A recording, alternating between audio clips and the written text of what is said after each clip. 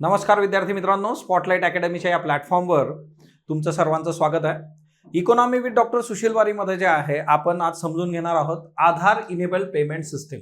आधार enable payment system जे आहे तर जसं जसं आपण प्रगती करतोय बघा टेक्नॉलॉजी आणि त्याच्या बाबतीमध्ये, सो बँकिंग सेक्टरमध्ये पण ट्रिमेंडस चेंजेस जे आहे दिवसेंदिवस होत आहेत।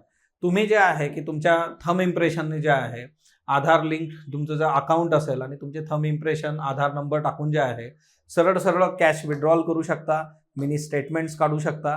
यालाच आधार इनेबल पेमेंट सिस्टीम असं म्हटलं जातं। आता याच्यामध्ये OTP नावाचा जो कन्सर्न आहे वन टाइम पासवर्ड त्याची गरज तुम्हाला भासत नाही। आता जरी बँकेने हे ॲडव्हान्स टेक्नॉलॉजी आणलेली असली तर याच्यामध्ये अशा काही केसेस समोर येत आहेत की ज्यामध्ये तुमच्या आधार संबंधीची इन्फॉर्मेशन जी आहे समोरच्यानी जे आहे चुकीच्या पद्धतीने वापरून तुमचं अकाउंट खाली करून टाकलेलं आहे।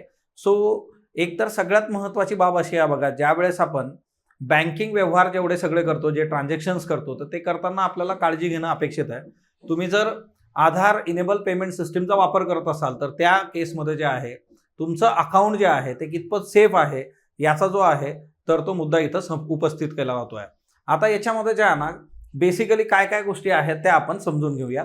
सगळ्यात महत्त्वाचं जे आहे बघा, आधार इनेबल पेमेंट सिस्टीम जी आहे तर ती एक बँक लेड मॉडेल आहे बघा, बँकेने आणलेलं आहे की जिच्यामध्ये तुम्ही ऑनलाईन फायनान्शियल ट्रान्झॅक्शन जे आहेत पॉइंट ऑफ सेल डिव्हाइसेसने करू शकता किंवा मायक्रो ATM जे असतील बघा बँकेचे ते यूज करून आधार ऑथेंटिकेशनच्या मदतीने जे आहे पैसे एका ठिकाणून दुसरीकडे पाठवणं जे आहे तर ते वर्क होऊ शकतं। आता हे जे मॉडेल आहे बघा याच्यामध्ये तुम्हाला कसल्याही पद्धतीचे जे आहे बघा OTPची गरज भासत नाही। आता OTPचं गणित कसं आहे की OTP तुमच्या मोबाईलच्या नंबरवर जो रजिस्टर्ड तिथं ऑफिशियल नंबर आहे त्याच्यावरच येणार आहे। त्यामुळे जे आहे की इथं जे आहे OTPचा संबंध येत नाही, त्यामुळे असे क्राईम जे आहेत ते वाढतात। आणि ही लोक काय करतात, सिलिकॉन थंबचा वापर करून जे आहे पैसे काढतात बघा। सिलिकॉनमुळे जे आहे की आपले जे थंब इम्प्रेशन आहेत त्याचं जे आहे इम्प्रेशन घेऊन मग जे आहे सिलिकॉन थंब तयार करून मग त्याद्वारे जे आहे केलं जात आहे। अशा केसेस समोर आलेल्या आहेत।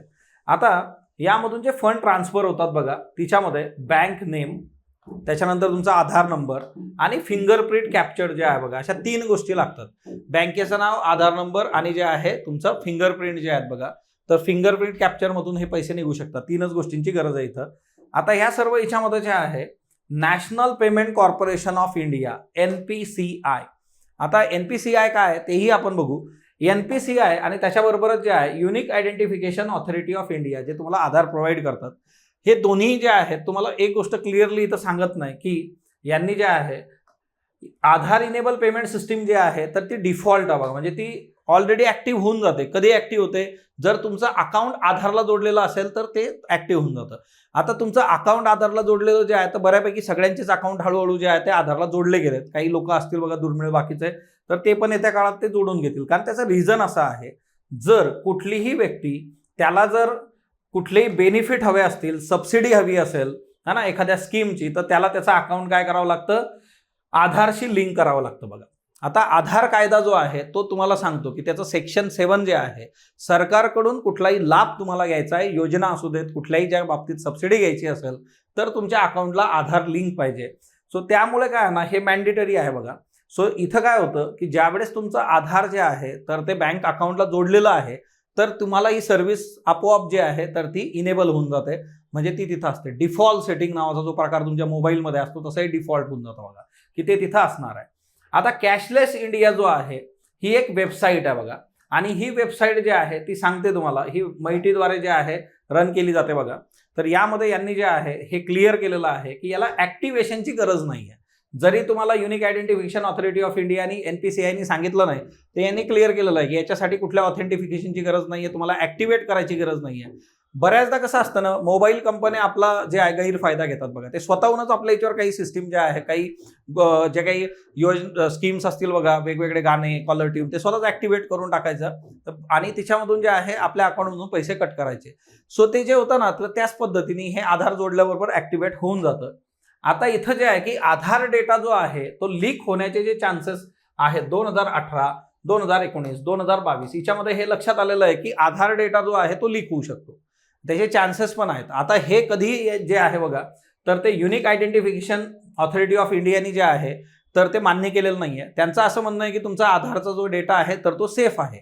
ओके, आता ह्या सर्व प्रोसेसमध्ये जे आहे की फक्त युनिक आयडेंटिफिकेशन ऑथॉरिटी ऑफ इंडियाचा जो डेटाबेस आहे तिथं आधारची माहिती आहे, तर ते तिथं सेफच आहे असं यांचं म्हणणं आहे. पण फक्त तिथूनच आपला आधारचा डेटा लीक होतो का?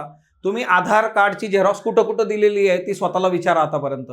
सो तुमचा आधार नंबर असेल, तुमचे जे डिटेल्स आहेत, तर ते डिटेल्स वेगवेगळ्या सोर्सेसमधून जे आहे, क्रिमिनल्सपर्यंत जे आहे, सायबर गुन्हे जे आहेत किंवा जे आर्थिक गुन्हे करतात अशा लोकांपर्यंत पोहोचू शकतात. आता आधार नंबर जे आहे तर इथं जे आहे बघा अवेलेबल असतात इन फॉर्म ऑफ फोटोकॉपीज असतील बघा, झेरॉक्स असेल, सॉफ्ट कॉपीमध्ये असेल बघा. क्रिमिनल जे आहे ते याचा वापर करू शकतात बघा. आणि इथून जे आहे सिलिकॉन जे आहे त्याचा वापर केला जातो, जे मी तुम्हाला सांगितलं. आणि तिच्यामधून जे आहे की तुमचा थंब इम्प्रेशन आणि मते बनवून तुमच्या अकाउंटमधून आधार इनेबल जे आहे पेमेंटमधून पैसे काढून घेणं. त्यामुळे इथून पुढे जे आहे तुम्ही सर्वांनी जे आहे याची काळजी घेणं गरजेचं आहे की तुमचे जे काही आधार डिटेल्स आहेत आणि ते आधार डिटेल्स त्याच्याबरोबरच जे आहे बँकेच्या बाबतीमध्ये जे आहे शक्यतोवर तुम्ही आधार इनेबल थंब जर वापरून त्या गोष्टी करत असाल तर ते जे आहे ते आपल्याला बघावं लागेल. आणि तिच्यात तुमच्या आधारची जी माहिती असते बघा, तर तुम्ही युनिक आयडेंटिफिकेशन ऑथॉरिटी ऑफ इंडियाच्या वेबसाईटवर जाऊन आधार लॉक करून टाका. तिथं ऑप्शन असतो आधार लॉक आणि अनलॉक. लॉक केल्यानंतर जे आहे तुम्ही सेफ राहता, तुमची माहिती फिनान्शियल ट्रान्झॅक्शन आणि त्याच्यासाठी जी आहे ती वापरली जात नाही. आता unique identification authority of India जे आहे त्यांनी काही अमेंडमेंट सुचवलेले आहेत बघा आधार कार्डाच्या याच्यामध्ये. जो काही 2016चा कायदा आहे बघा, शेअरिंग ऑफ इन्फॉर्मेशन आधार, तर ते अमेंडमेंट काय सांगते की ज्यांच्याकडे तुमचे आधार कार्ड आहेत, आधार नंबर जे आहे बघा, तर ते त्यांनी जे आहे कुठल्याही ॲप्रोप्रिएट किंवा गरजेच्या वेळी सोडून की त्याची तेवढी आवश्यकता आहे ते बघूनच शेअर करायचं. अदरवाईज ते कुणीही शेअर करायचं नाही ज्यांच्याकडे आधार नंबर आहे. दुसरा मुद्दा जो येतो बघा तो म्हणजे काय, हिच्यामध्ये 2 फॅक्टर ऑथेंटिफिकेशन जे आहे मेकॅनिझम जे आहे तर ते आणलेलं आहे बघा. आता हे 2 फॅक्टर ऑथेंटिकेशन मेकॅनिझम काय असतं, हिच्यामध्ये तुम्हाला जे आहे बघा मशीन लर्निंग जे आहे बेस सिक्युरिटी सिस्टीम असते ही काय करते, तुमचं फिंगर मॅन्युट जे आहे बघा ते तर घेते, पण त्याच्याबरोबरच जे आहे तुमच्या फिंगर इमेज कॅप्चर करून जे आहे त्याची लाईव्हलीनेस पण चेक करते की हे खरंच जिवंतच व्यक्ती आहे का, हा ना, की त्याचं जे आहे थंब आणलेत बघा. तुम्ही हे हॉलिवूडचे पिक्चर वगैरे बघितले असतील, तिच्यामध्ये जे आहे कुणाचा थंब कसा तयार करायचा आहे ना, मिशन इम्पॉसिबल सगळंच पॉसिबल करून टाकतात बघा ते. सो त्या पद्धतीने ही 2 फॅक्टर ऑथेंटिकेशन मेकॅनिझम आहे की जिवंतपणा जो आहे तो चेक केला जाईल. आता इथं जे आहे एकतर तुम्हाला जे आहे बघा ॲडवाईस अशी आहे की तुम्ही तुमची आधारची इन्फॉर्मेशन लॉक करून टाका. स्पर्धा परीक्षेच्या विद्यार्थ्यांसाठी जेवढं महत्त्वाचं आहे तेवढं प्रत्येक व्यक्तीसाठी हे महत्त्वाचं आहे ज्याचं बँकेत अकाउंट आहे आणि आधार कार्डशी ते लिंक आहे. त्यांनी प्रत्येकाने जे आहे वेबसाईटवर जाऊन आपली आधारची माहिती जी आहे तर तिथं लॉक असतं बघा, लॉक करून टाका ती माहिती. हां, जेव्हा तुम्हाला कुठला व्यवहार करायचा असेल तेव्हा परत तुम्ही ते अनलॉक करू शकता, त्यात काही वाद नाही आहे. ओके, पण ती अशी जी आहे ती अनलॉक ठेवता कामा नये. जर ती अनलॉक असली तर ती कॉम्प्रोमाइज होऊन तुमचं जे आहे फिनान्शियल ट्रान्झॅक्शन होऊ शकतात. तोच इथं मुद्दा आहे बघा. सो असं सगळं हे आहे आणि या केसमध्ये जे आहे बघा आपल्याला येत्या काळामध्ये काळजी घेणं फार गरजेचं आहे बघा. त्यानंतर पुढचा मुद्दा जो येतो तो म्हणजे काय की जर तुम्ही बँकेला तुमच्या अकाउंटमध्ये जर कुठली सस्पिशियस ऍक्टिव्हिटी झालेली आहे तुम्ही जे आहे 3 दिवसाच्या आत ते सांगणं गरजेचं आहे बघा. आता याच्यामध्ये सगळ्यात महत्त्वाचं काय असतं की आरबीआयचं सर्क्युलर आहे की त्या सर्क्युलरमध्ये जे आहे बघा कस्टमर्स इंटायटलमेंट जे आहे बघा ती 0 लायबिलिटी असेल जर तिथं अनऑथराइज ट्रान्झॅक्शन झालं असेल, म्हणजे कस्टमरला भरपाई द्यायची वेळ बँकेवर येईल बघा. सो ओव्हरऑल तुम्ही 3 दिवसाच्या आत ही जे आहे बँकेला माहिती देणं अपेक्षित आहे.